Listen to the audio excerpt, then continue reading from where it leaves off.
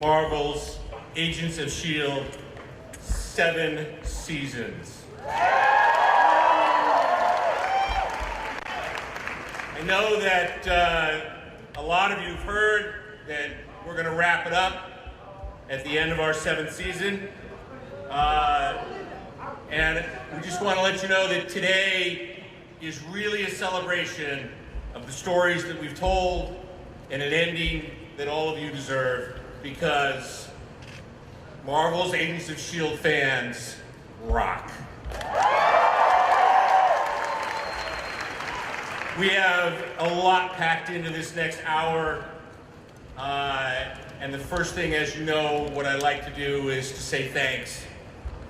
And just to keep it moving, I just want to thank everyone who ever touched the show, but mostly what I want to do is thank you, the fans, who are the ones that got us through 136 hours of the greatest television show ever. Just so that you know who you're going to get to see, we're going to bring them out all at once.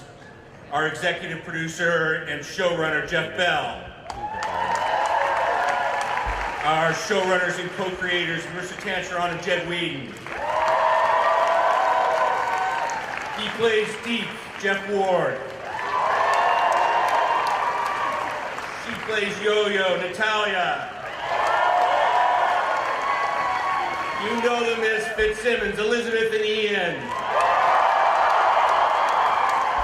Agent Mei Ming Na Wen. Whether she's Sky, Daisy, or Quake, Chloe Bennett. Oh, Henry, where are you?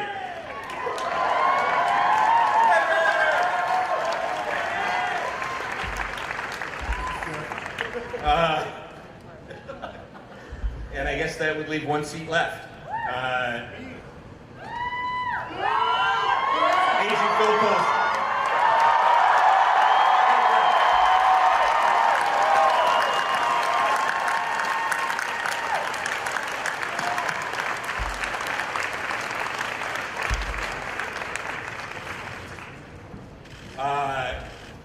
We're going to do something a little different. We've got Henry is the other Henry is out there somewhere in the dark. We're going to have Henry roll some clips for you guys. We're going to be going through each season and asking our gang about their favorite memories, both from that time or anything that they would like to do. Clark, tell us how it all began. Oh, wow. Season 1 is a magical place.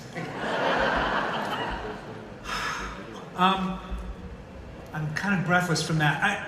I was struck immediately by, this has been such an incredible journey that only happened because when I stepped on this stage with the cast of The Avengers in 2010, I think,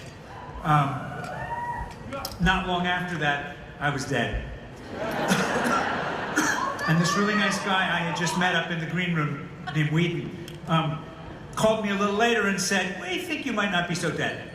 And he passed the show on to his brilliant brother and sister-in-law, Marissa Tancheron Whedon, and they have taken us on this incredible ride that's changed our lives. I gotta say, just watching that made me tired. And I saw people like the amazing Ron Glass, Bill Paxton, people we love who passed, people who are still perfectly fine, like BJ and Brett Dalton, who pretend passed, but we miss them all. So it just, to see how that all came together and to see the kind of birth pangs of starting to put that together and to realize a couple of days into it, wait, we're supposed to do this again next week? To me, that just felt inconceivable. And in addition to these people on stage and Mr. Loeb and the incredible writers who really found a way to do something with what they were allowed to have within the Marvel Universe, I stand in awe of what they've contributed. But the show wouldn't exist without the very vocal, passionate people, many of whom are still here, who started something called Coulson Lives. So we're very moved about the end of this particular journey, and I'm very personally deeply grateful to those people for the incredible ride they sent us on. And there's a person who's here who somehow every week makes another one of these spectacular things happen against all odds. We don't know how he does it, but he's the producer of our show, Gary Brown. Gary, please stand up. Stand up, Gary Brown. Stand up, Gary. Yeah, there he is. Thank you, Gary. You're the secret director of S.H.I.E.L.D., so thank you.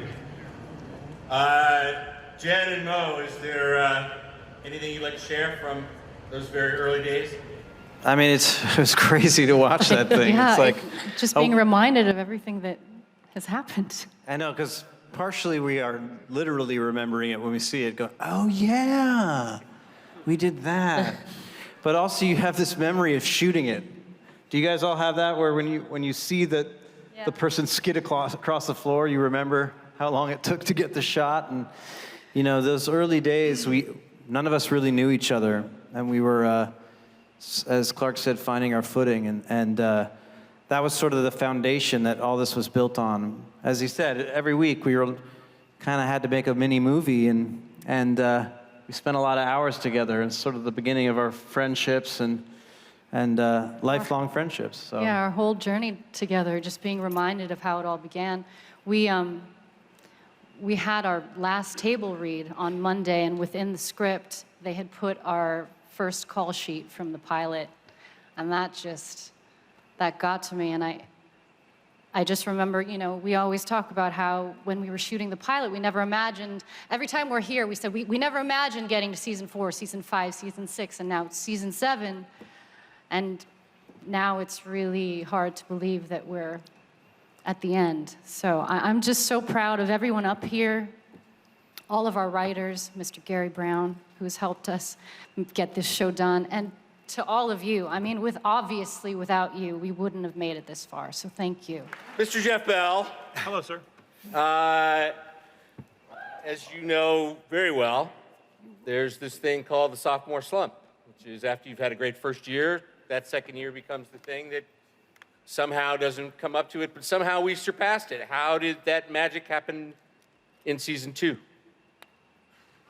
There were a lot of reasons, but what I was really struck by watching that was not just our core cast, but this was the year we also expanded and we had Henry Simmons showed up. And I remember that and how we thought, okay, this is a star who's going to be with us. And then we had Bobby and Hunter, and then we had Kyle MacLachlan, and then we had, you know, Edward James Olmos, and we had Ruth Nega. And watching our cast with them became one of the, I think, great treats for all of us. And then the other thing about that for me was bringing the Inhuman idea in and watching Sky become an Inhuman. I think Chloe will always remember that night because I hated you that night. Yeah, because we have a camera called a phantom camera. It's going 1,000 frames a second. And to do that, you need to have like light twice, 3 times as bright as this. And she has to like mime this as she's crying, as she's having feelings. And then it was an amazing thing to watch this young woman really step up and become this fantastic actress in that moment. It was really one of And you had to do it really fast. Do you want to show us? Can I say something about that shot? The shot, that L'Oreal shot, that shot, just like that. Because it was so fast, you have, because it's so slow, you have to do the action really fast. Show us. So Jeff comes up and he goes, so you look at BJ, he died, and then look at Ruth, and then you see her, and then the power happens, and then you could get emotional. But I had to do it in 5 seconds. So it had to be like it had to go like this, back, and then like this, and then cry. And I literally, when you told me that, I got so frustrated with the physicality of having to do like such a technical thing while getting emotional that I actually was crying because I was so frustrated. So those tears are just out of frustration. So I just ruined it for you. No, guys. it was amazing because it really is. People don't appreciate how, I mean, you guys, all the cast are so fantastic on screen, but I don't think people realize how technical a lot of it is, not just with stunts, but with it, having to do something really complicated and have feelings. It's the ultimate walk and chew gum on camera on a high rope. So I remember that night more fondly than you do, but I also remember feeling really proud of that moment. Absolutely. Can I say one thing? Throughout the journey of the show, we're kind of calculating and living through the stuff we've been through. The ship that you see up there lives in giant storm-tossed seas. That's just the nature of the story. And so we tend to feel like that most of the time. And a ship that doesn't have ballast and a keel quickly overturns and sinks in constantly tumultuous waters like that. Jeff Bell is our keel, is our balance, is the good-hearted man who has really kept us all sane and together throughout that.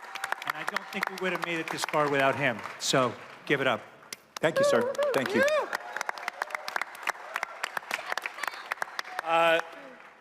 Ming, season 2, we found out about the Calvary. What's some of your memories from that time? It was great to finally understand what the cavalry was, but it was really horrific that I had to kill. Without knowing? Yeah, they don't tell us very much. And then when they told us that it was because she kills a little girl, it was really a tough, tough thing to wrap my mind around. And yet it made so much sense why she closed herself up. But, looking back at this, what I want to say is that the people behind the cameras also contribute so much. It blows my mind when I see it again. Mark threw a Quinjet into the ocean. Yes, Mark Kolpak and our PhysiVex team, our stunt team, the props, the makeup, the hair. It's just so remarkable that we made that in 8 days. No, not every episode in 8 days. And I don't think that we would have really forced ourselves in every department to do something so miraculous if it wasn't really for you guys. And I'm getting a little emotional just recalling all the years and all the stuff that we have actually done together. And it's just to entertain you guys, but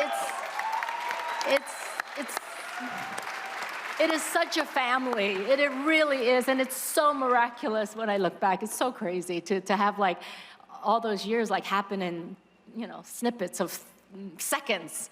But it brings back a lot of memories. Really does. We've always referred to this show as it was about a group of characters that, whether they knew it or not, were looking for a family. And what made this group and the cast and the crew and the writers somehow found out how to be a family, both on screen and off screen. And that's really, again, another testament to you as the fans who really shared that with us. She's ruining. I'm fine. Sell that on fine. eBay now. It would be great. Maybe we should get The cavalry would never cry like this, yeah. And we should probably explain, just to give you context, that as Marissa mentioned, we had our final table read. We are airing season 6, but right now we're shooting the very last episode right now. And so a lot of us are feeling this. We came in with this energy of, hi, good to see you. Because we're going through that. We're having this experience right now, and you should know that part of the reason we're really enjoying this is that we're going through what the characters are going through, which is, this is our last mission together. And the dragons look amazing. Elizabeth, this is the season that we stranded you on a planet and did what S.H.I.E.L.D. does not do often, but does something that is extraordinary, where we just change everything up. And this was primarily you alone for an entire episode. Would you like to talk about that experience or anything else you'd like to talk about? I got to kiss someone new in the episode. No, it was good. It was amazing. It was lonely. I did miss all my best friends. But it was cool. That was a crazy shoot, and we were out in the desert, and Gary Brown We were there together. It was fun. I never thought it would happen, and then when it did, I remember you sitting me down and saying, hey, we have this idea, and we don't know if we'll get to do it, but we're going to tell you about it anyway. And then we were out there shooting, and I had a lot of lines to learn. And it was great, but just seeing that played back, it was so crazy. I remember so many moments of that season so clearly now watching it. Yeah. I remember you, Chloe, in the Zephyr, on that moment that we saw Lincoln blow up, and it was just, oh my God, just watching, and then watching that there, was like, you just did that all day. Yeah, I remember that. Again. Again, I feel like we just torture you, maybe. I don't know. But that was just so brilliant. I remember being so just bowled over by that. And yeah, it's just crazy thing. Yeah, I could watch It is, it really feels like we're watching This Is Your Life? Yeah. Well, it's a little really bit. weird because it doesn't feel like it, and then it does. It feels like we shot that 900 years ago, but then also yesterday. Yeah, it's as a soon as you see it, you're like, oh, you remember exactly what you were doing. The other gut punch one for me was the Spies Goodbye. And that shot of Henry holding the, Oh my the shot God. glass. I wanted to get Henry. You had joined the cast and had come in with Bobby and Hunter, and then Bobby and Hunter had to move on. What was that like emotionally for you, and just in general, joining this insane group of folks? It was, I didn't know a damn thing about the show, quite honestly, before I joined. I don't know why. But, no, I'm telling the truth. But it was, I knew right away it was an experience that was very unique. It was something I had never done before. But in particular to that scene, The Spies Goodbye, it was very emotional for me because those two I was and am very close to. So it wasn't just me acting. It truly was me saying goodbye to two friends that I'm not going to see on a consistent basis. So there was an extra depth of emotion there for that scene. It was my way.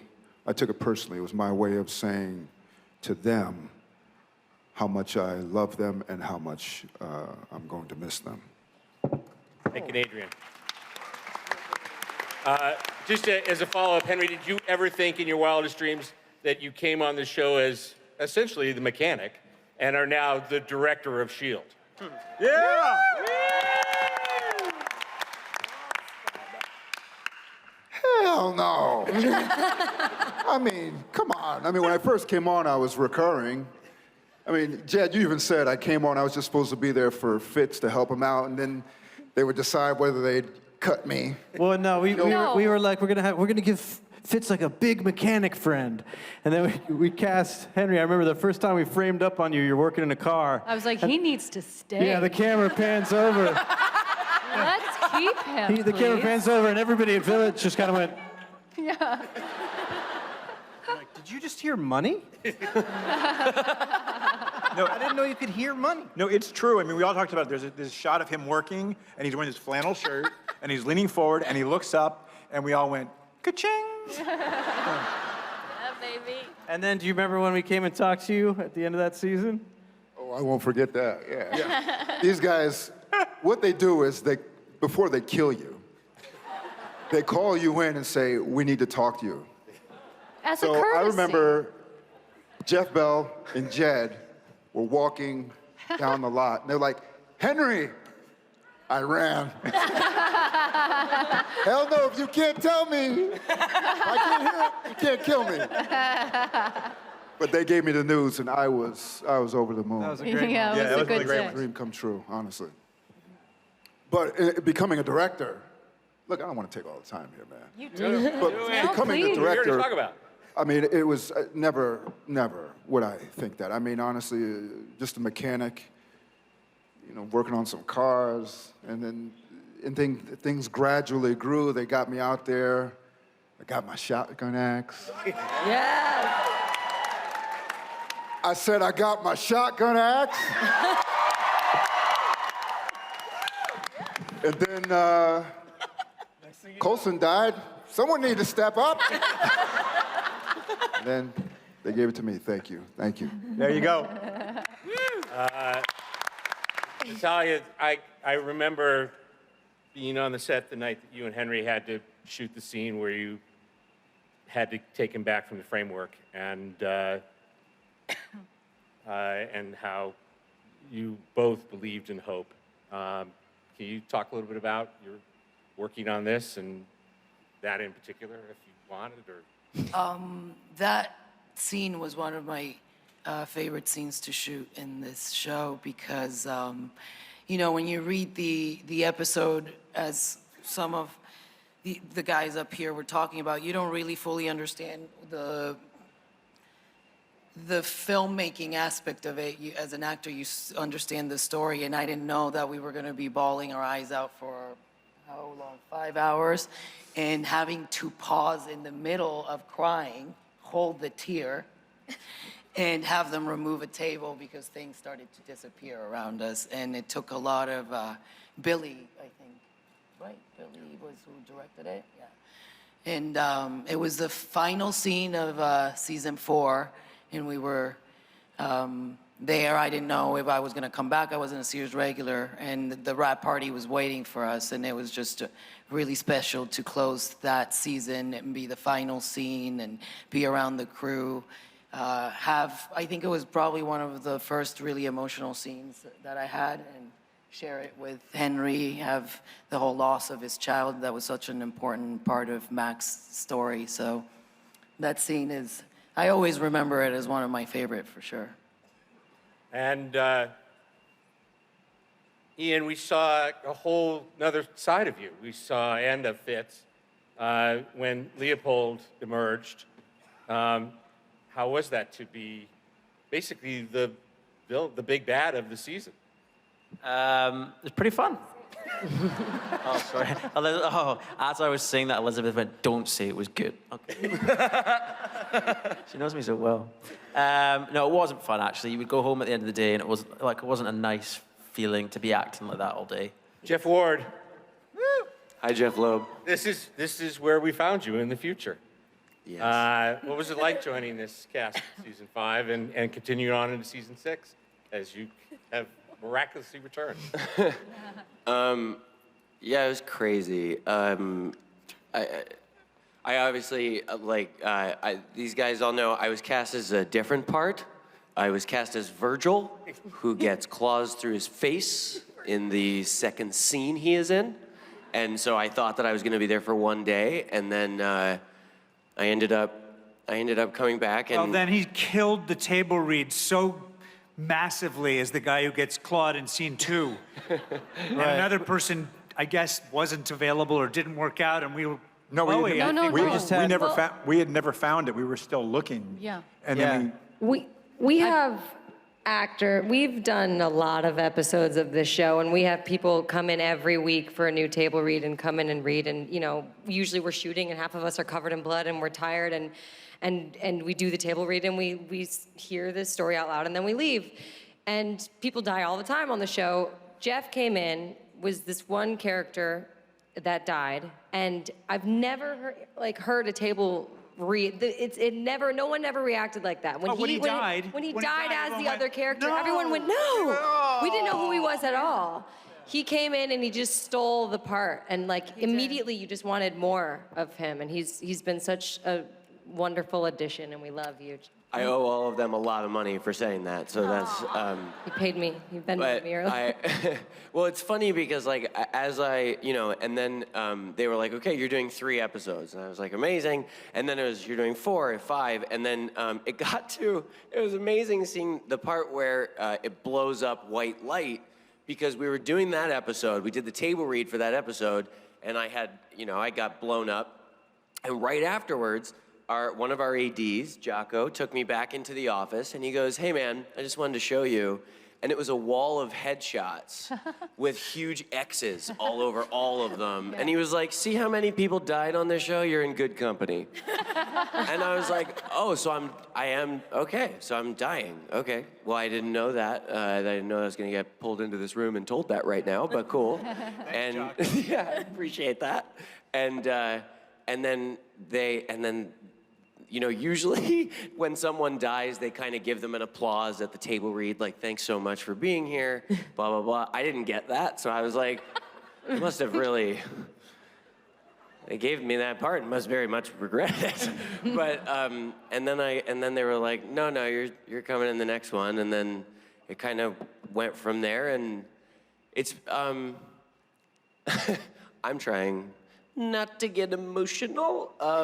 It was like crazy because I fell in love with all these people, working with them and being with them every day, and they're all such talented artists and really care about what we're doing and care about each other, and it comes from the bosses down to Clark, to Ming, to Chloe, to everybody sitting up here is like everybody's took me in a way that they really didn't have to, and it's when you're coming onto a show that already exists, it doesn't usually work out that way.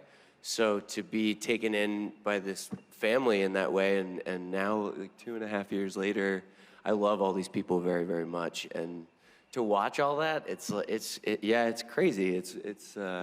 I'm just happy that I used to have the biggest laugh on set, and when Jeff came along, he took that crown.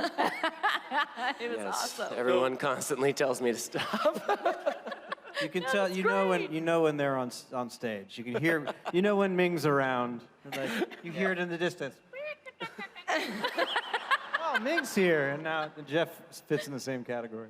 And they also everybody, the character started to change so much because of Zima. Because of Zima, because they wrote me that amazing scene, and that kind of I think started to shift where the character went a little bit, and turned him into what he is now, which is crazy. And but it's been an honor to be part of this. I'm really lucky. So, Clark, as we are getting closer to wrapping up, I think it's sort of right and honest to talk about the end of season 5, where we really thought that was going to be the end. And so you got to finally say goodbye to Agent Phil Coulson. And what was that like? Oh, it was, the episode was called The End. As our family that's out there knows, we never know when we're shooting the end of the thing if we're going to get another season. Kind of felt like we weren't sure if we would, and it was an episode where Coulson is, he's not entirely unhappy because he's stepping onto the sands of Tahiti. But what was written was really beautiful and really a culmination of a lot of stuff. And, what happened with Ian was incredibly moving. And as everyone has said here, the membrane between the fictional story and our real lives gets very thin. And there's a lot of history and love, and we've been through a lot of stuff together. So saying goodbye and saying I love you to Chloe, I couldn't even rehearse the scene. I just said, put tape down where we're supposed to stand, turn those things on, because it's going to get messy. And it was an amazing episode to shoot, and nobody was more surprised than me to hear about Sarge. Ladies and gentlemen, the cast and the executive producers of Marvel's Agents of S.H.I.E.L.D., and I share with you, this is the flagship show of Marvel Television, and it's the show that I love most. Oh.